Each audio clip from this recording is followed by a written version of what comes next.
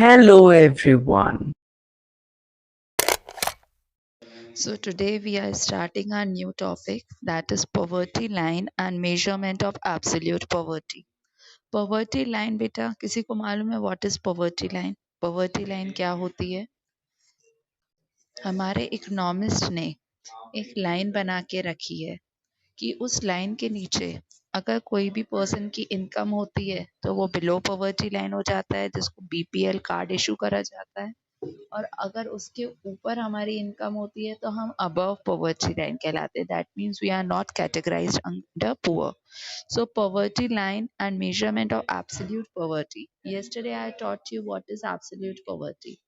Absolute poverty means the persons who are poor, the persons who are not able to fulfill their basic amenities. That persons are called as absolute poor or they are called as poverty line, means below poverty line. So here absolute poverty is measured with reference to poverty line. Absolute poverty जो है हम किससे major करते हैं poverty line से अगर poverty line के नीचे होते हैं पर्सन की पर कैपिटा इनकम या उनका खर्चा तो वो क्या बन जाते हैं एब्सोल्यूट पुअर और अगर उससे ऊपर उनकी इनकम होती है तो वो एब्सोल्यूट पुअर नहीं कहलाते तो इफ ये लाइन मार्क कर लो ये 1 मार्क्स के क्वेश्चन में आ सकती है इफ पर capital expenditure is 1500 per month is taken as cutoff point, then those serving on the monthly expenditure less than 1500 will be taken as poor.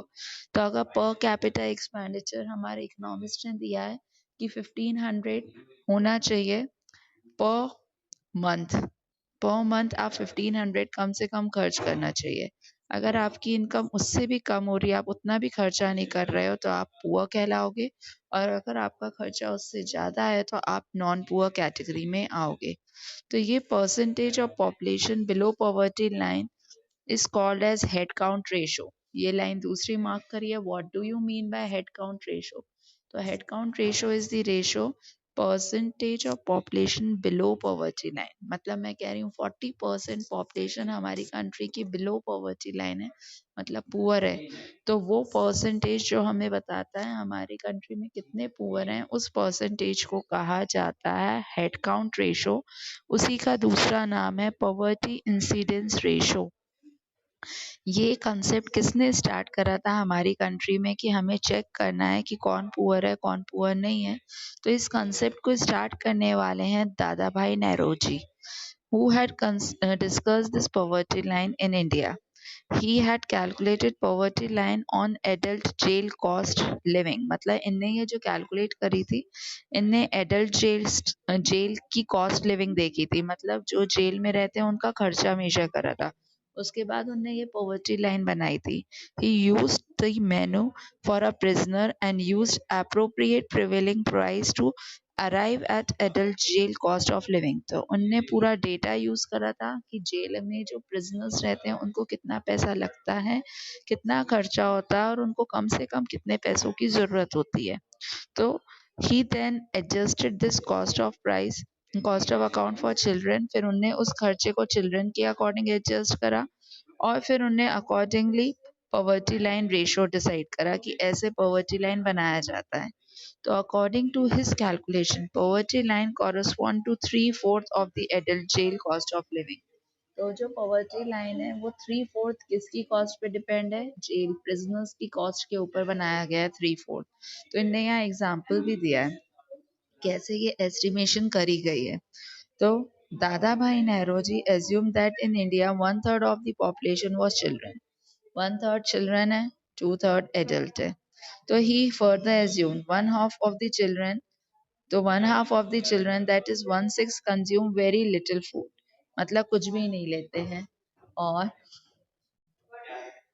And one 1/6 जो है वो half of the adult consume करते हैं मतलब आधा consume करते हैं जितना आपके एडल्ट पर्सन यूज करते हैं तो उसका 1/2 1/6 बच्चे लेते हैं तो सपोज मैं कह रही हूँ कि अगर हमारी कंट्री में 20 चिल्ड्रन है तो 20 के आधा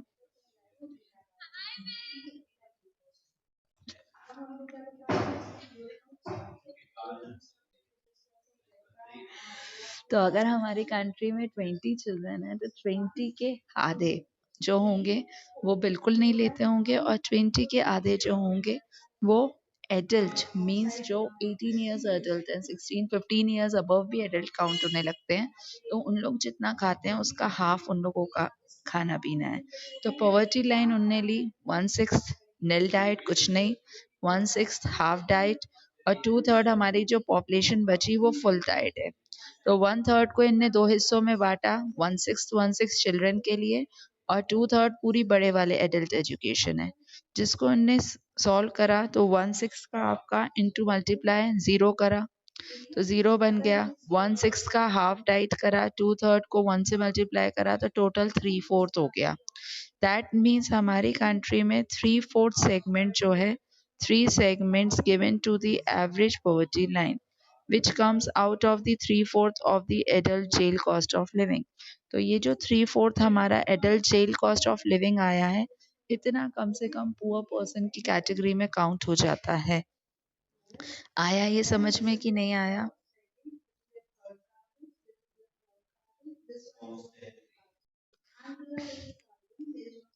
This is clear ना?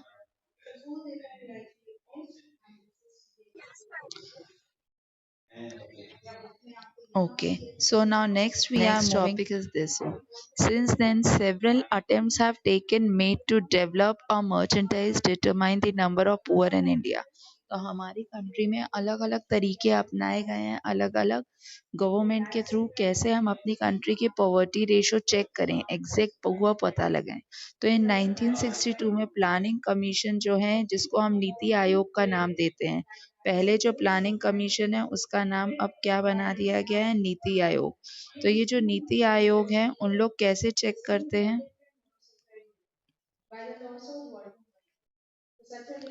They had started making a group to define the criterion of identifying poor of the country। तो उनने छोटे छोटे ग्रुप्स बनाए हैं जिसके थ्रू वो आइडेंटिफाई कर सकते हैं who are poor and who are not poor। In 1979 government of India form task force on project. उनने प्रोजेक्ट में ही ये टास्क दे दिया है कि हमें ये बनाना है प्रोजेक्ट कि मिनिमम नीड्स लोगों की कितनी है और कंजम्पशन डिमांड कितनी है। ये 1979 की गवर्नमेंट ने ये एक टारगेट दे दिया था सबको सर्वे करने के लिए। For the same purpose 1989 and 2005 government frame expert groups. तो गवर्नमेंट ने एक्सपर्ट ग्रुप्स बनाए हैं जो ये चेक करेंगे कौन पुअर है कौन पुअर नहीं है। So the concept of poverty line India was first introduced in 1979। तो फर्स्ट ये जो पॉवर्टी लाइन हमारी कंट्री में बनी थी वो 1979 में बनी थी, which set rural poverty line at 49.04 per capita per month। तो उस टाइम पे अगर किसी पर्सन की पर मंथ इनकम 49 रुपीज भी है तो वो रूरल पॉवर्टी के काइंड पे आता था। मतलब रूरल एरिया में कम से कम 49 रुपीज कमाना जरूरी था। अगर उतना या उससे कम कमा रहे हैं तो वो पुअर बन जाता था, और अर्बन एरिया में 56 पर मंथ कमाना पड़ता था। These lines remained basis of measuring poverty in India। फिर इसी लाइन के थ्रू पॉवर्टी मेजर होने लगी। 2004 और 5 में ये रूल्स चेंज हो गए। तेंदुलकर कमेटी रिकॉग्नाइज हुई जिनने 816 rupees per person rural area में कर दिया एंड 1000 पर कैपिटा इनकम होनी चाहिए अर्बन एरिया की, अगर वो पुअर नहीं है। तो मिनिमम फिर उनने चेक करा पॉवर्टी लाइन को मेजर करने के लिए कैलोरी मिक्स के पैटर्न में कि मिनिमम कम से कम कितनी कैलोरी पर पर्सन को रोज मिलनी चाहिए। रूरल एरिया में 2400 कैलोरीज मिलनी चाहिए और अर्बन एरिया में आपको 2100 कैलोरीज मिलनी चाहिए। ऐसा क्यों करा गया? क्योंकि रूरल एरिया वालों को ज़्यादा मैनुअल वर्क करना पड़ता है, ज़्यादा हार्ड वर्क करना पड़ता है, इसके कारण उनकी कैलोरी ज़्यादा चाहिए, और अर्बन एरिया वालों को ज़्यादा मैनुअल वर्क नहीं करना पड़ता है, इसीलिए उनकी calorie comparative to rural area कम कर दी गई। मीन्स देखो अलग अलग तरीके से पॉवर्टी लाइन बनाई गई है चेक करने के लिए। उसके बाद फिर अब आपका कैलोरी रिक्वायरमेंट इस दी रूरल एरिया मेन कर दिया है। फिर आपका poverty line, how is poverty line fixed in India? तो पॉवर्टी लाइन हमारी कंट्री में फिक्स्ड कैसे हुई है? तो following observations related to procedural details while fixing the poverty line. तो कुछ प्रोसीजर्स लिए गए हैं, वो प्रोसीजर्स हैं। पहला procedure estimation of consumption cutoff, only private consumption expenditure is considered। मतलब हम अपनी डिमांड्स को पूरा करने के लिए कितना खर्च करते हैं, मैंने मैक्रो में समझाया हुआ है। कंजम्पशन एक्सपेंडिचर का मतलब क्या होता है, अपनी वांट्स को सेटिस्फाई करने के लिए जो खर्चा करा जाता है वो कंजम्पशन एक्सपेंडिचर कहा जाता है। तो प्राइवेट पर्सन कितना कंजम्पशन एक्सपेंडिचर कर रहे हैं फूड आइटम्स पे, नॉन फूड आइटम्स में, इसको चेक करने लगे। Secondly, consumption of food grains, we work out per capita consumption of calorie.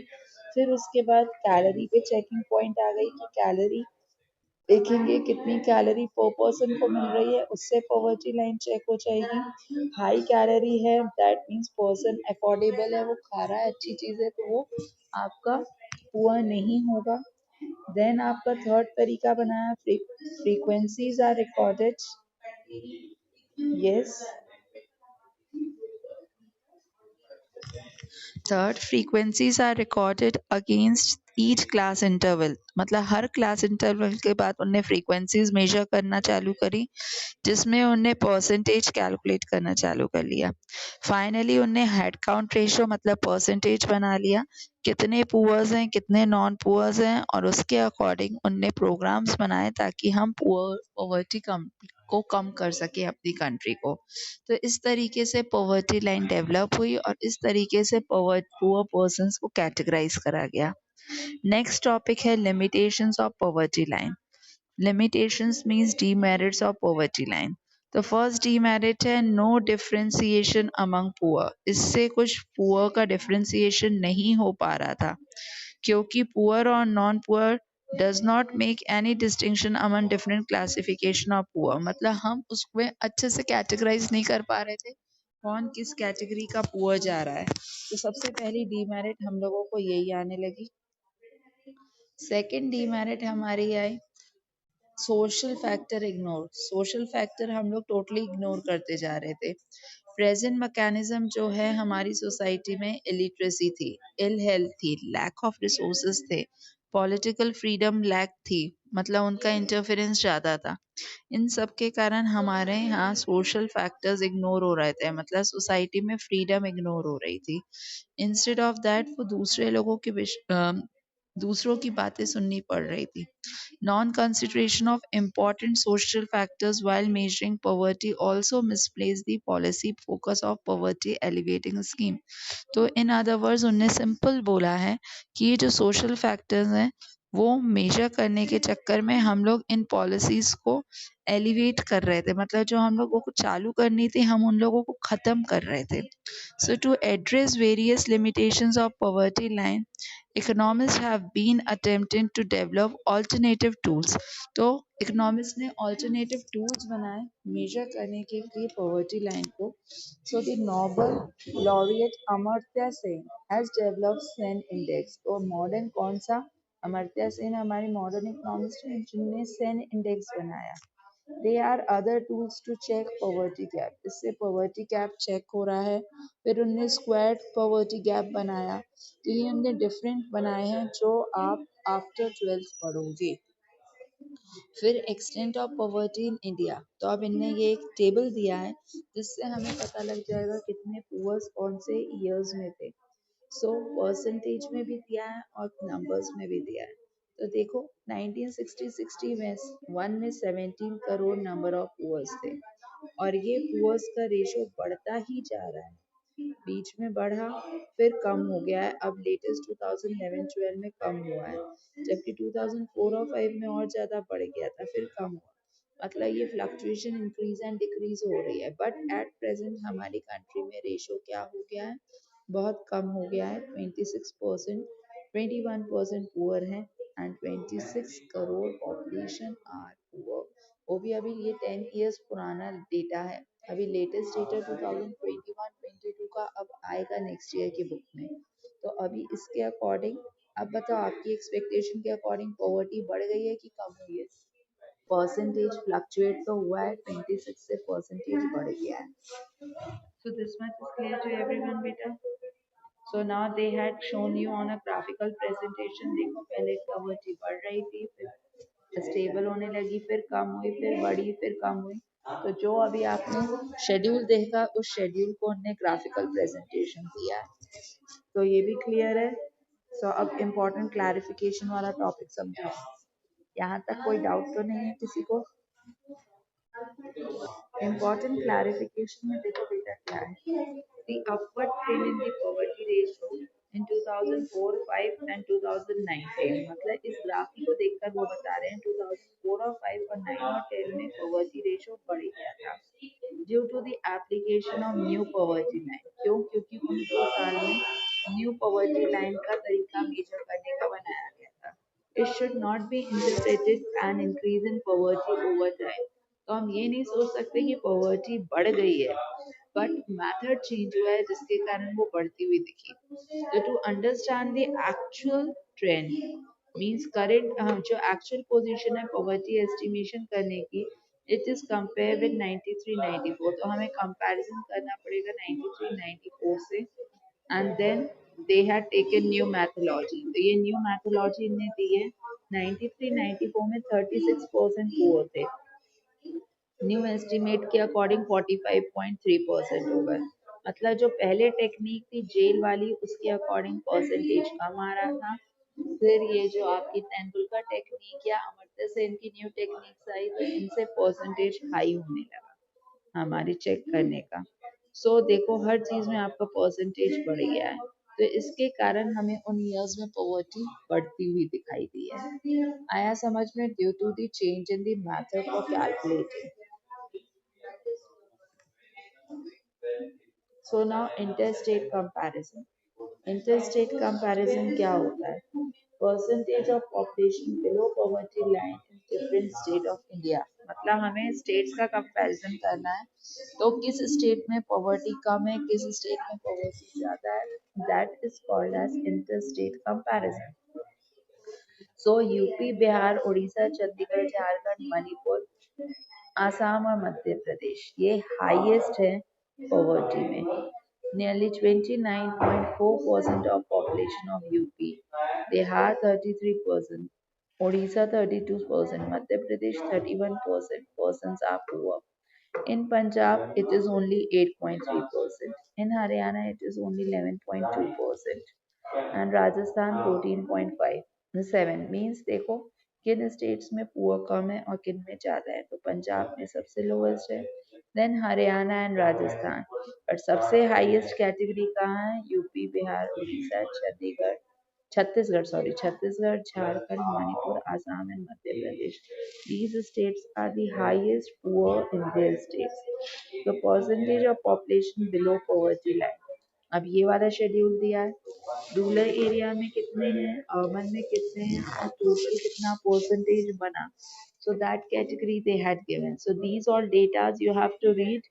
With the help of these data, many questions are going to come in your exams। आई इतनी चीजें doubt है, clear है? Listen it. Defining and redefining poverty line concept में हमें ये बताया गया है कि यहाँ पे कोई स्टैंडर्ड यार्डस्टिक नहीं बनाया है, स्टैंडर्ड टूल नहीं बनाया है पॉवर्टी को चेक करने के लिए। बस ये कहा है कि जो मिनिमम कंजम्पशन कमा सकता है, मिनिमम नीड्स फुलफिल कर सकता है तो वो अबव पॉवर्टी लाइन है, और जो मिनिमम बेसिक नीड्स पूरी नहीं कर पाता तो वो कहलाता है below poverty line. But what are the minimum consumption? तो मिनिमम कंजम्पशन क्या है? फिर ये क्वेश्चन उठ जाता है, क्योंकि सबके लिए मिनिमम कंजम्पशन अलग अलग होती है, रिच के लिए अलग, पुअर के लिए अलग। तो सम में argue the minimum consumption means should need secondary and level education while other में नॉट एग्री। तो कुछ लोग कह रहे थे कि बेसिक नीड्स तो चाहिए ही चाहिए, साथ में उसमें सेकेंडरी लेवल ऑफ एजुकेशन भी चाहिए। सेकेंडरी लेवल ऑफ एजुकेशन मतलब क्या होता है? 10th तक की एजुकेशन होना भी ज़रूरी है, तो वो पुअर नहीं कहलाएंगे। But it is a question involving value judgement and therefore precise answer may not be possible. तो यहाँ सबकी वैल्यूज़ अलग है, सबके ओपिनियन अलग थे, तो इसीलिए कोई करेक्ट आंसर नहीं मान पाए। However, the student must appropriate the implication of redefining poverty line, fixing it high or low। तो फिर स्टूडेंट्स को अकॉर्डिंग हाँ डिसाइड किया गया कि कोई पॉवर्टी लाइन रीडिफाइन करे, मतलब फिर से बनाया जाए जिसको हम लोग कुछ कंक्लूजन पे दे सके। तो when it is refixed of the higher level of expenditure as a cut off the pair point, we shall get larger number of people below the poverty line. तो जब उनने ये रीफिक्स करा, उनने थोड़ा सा हायर लेवल बढ़ाया कि खर्चे अब बढ़ गए हैं क्योंकि इनकम ज़्यादा होने लगी हैं, खर्चे बढ़ने लगे हैं। तो उस समय उन लोगों ने जो पॉवर्टी लाइन को रिडिफाइन करा तो उससे लेवल ऑफ पुअर्स बढ़ गए क्योंकि इनकम लोगों की कम है मगर खर्चे भी बढ़ गए हैं बिकॉज वांट्स आर अनलिमिटेड। तो इससे आपके पुअर नंबर्स बढ़ गए। तो likewise if poverty line is refixed at a lower level of expenditure we shall get smaller number of people. तो अगर जैसे अभी मैंने रीड करवाया था, समझाया था, तो वहां पे था पहले बस 49 रुपीज अगर थे तो आप पुअर कैटेगरी में आ रहे थे, बट बाद में 49 से कितना हो गया था जो पुअर में काउंट हो रहे थे?